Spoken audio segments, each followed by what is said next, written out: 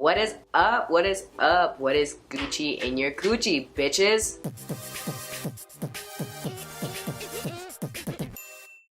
Totally joking. That was my inner gay boy speaking. He comes out a lot. So guess what? Today I'm officially 3 months on testosterone, and to celebrate that, surprisingly, people actually sent me questions. Wow. Thanks, followers. I have a Q&A video today. I thought that instead of like what I normally do, like talk about like the changes, like obviously you can see the changes, obviously you could hear the changes, you know what I'm saying? So like, let's move on, let's do something cool, let's start something else on this channel.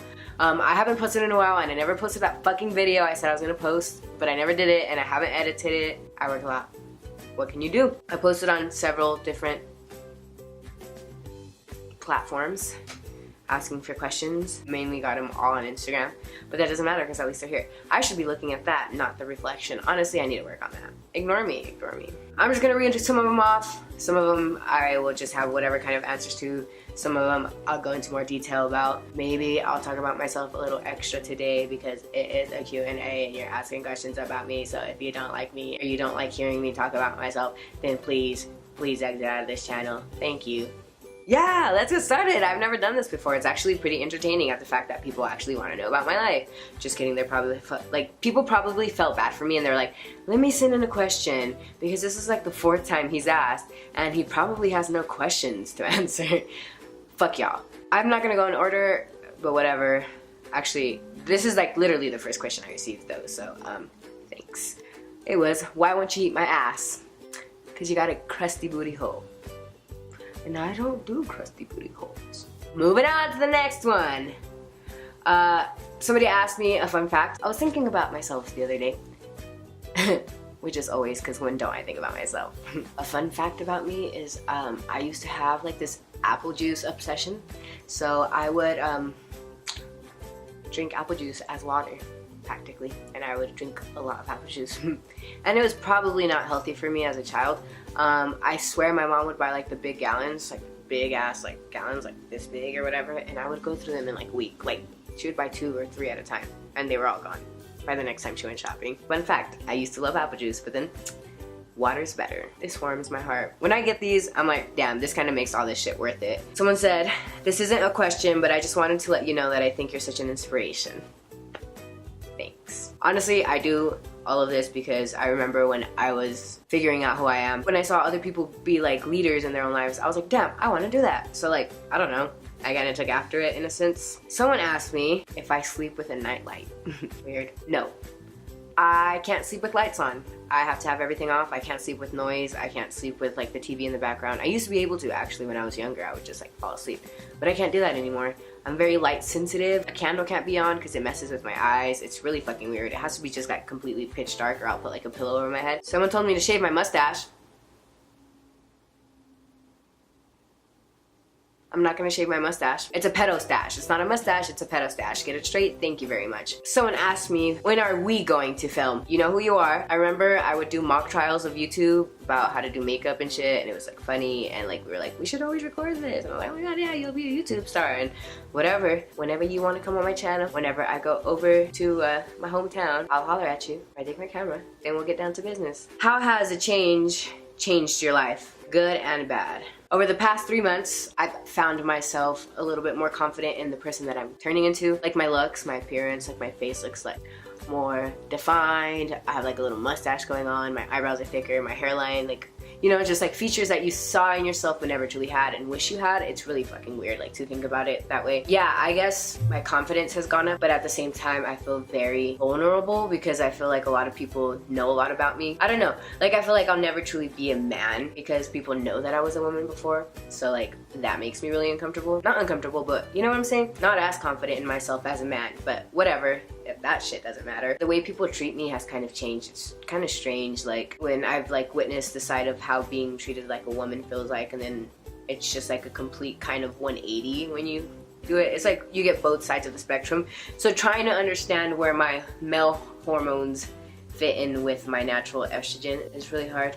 So I don't ever really know how to feel. But that's kind of like the good, like bad emotional roller coaster. I've definitely found myself being more angry, and that is definitely a really bad thing. Anger kind of runs, not in my family, we're just kind of tempered. It's not a really good thing sometimes. Fave song as of right now at this moment, I have been listening to Carry Me Home by Georgia Smith. And I cannot stop listening to it. I feel like it's a great song. My friend from middle school, which I have a lot of this recently, where people that I used to know, or that I still know, like message me and tell me like how proud they am of me, blah blah blah blah. So Maribel told me today that she's very proud of me and that I'm an amazing person and I'm gonna do great things in life and that she loves me and that she's here for me, and I appreciate you because I'm always here for you if you ever need anything. What happened to your septum piercing?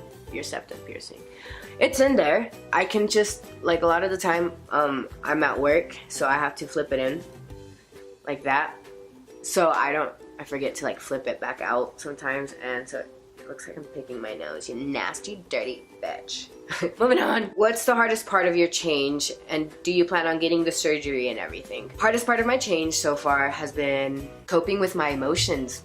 I feel like I'm still really sensitive, and I feel like people are judging me all the time and just like staring at me. I feel like the judgment, I thought I wouldn't care about. I don't care what people say necessarily, but I feel when like all the eyes are on you, it's like because it feels like you're different. So I think that's the hardest thing to cope with, is just to realize that people really aren't staring at me. I mean, they might be. My emotional distress sometimes is like the hardest part. Do I plan on getting surgery and everything? I do want to get top surgery. Apparently, according to New Mexico standards for the healthcare that I'm on, in order for some of it to be covered, or half, like all of it or not all of it, you have to be on testosterone for a whole year. I haven't really looked much more into it, but I have a doctor's appointment pretty soon, and so she'll be able to tell me if if she knows that there's a time limit. But bottom surgery, I don't think that's something that I want to put my body necessarily through.